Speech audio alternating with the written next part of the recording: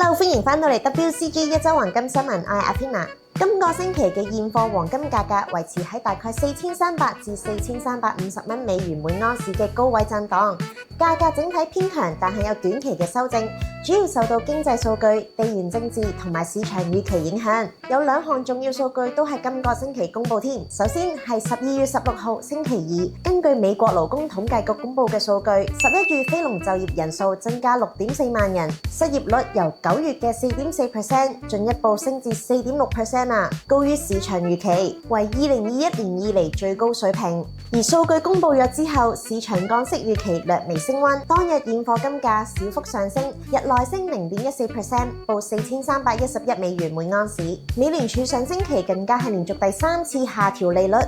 In support of our goals, in light of the balance of risks to employment and inflation, today the Federal Open Market Committee decided to lower our policy interest rate by a quarter percentage point. 以支持鮑威爾所講嘅逐漸降溫嘅勞動力市場。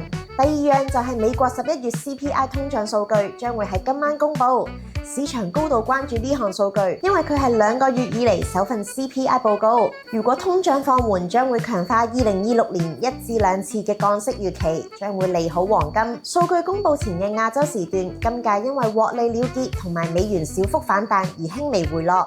交易喺4310至4330區間。如果數據低於預期嘅話，金價可能會快速上探至4350蚊美元以上。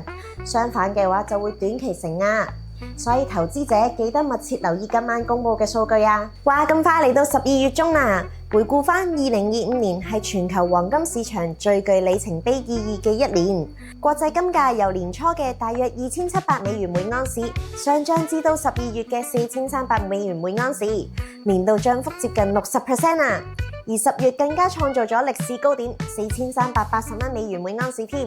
Follow 我哋 Instagram，PM 我哋俾個手指公，我哋就會 send 份更加詳細嘅2025年黃金回顧同埋2026年預測嘅報告書俾大家。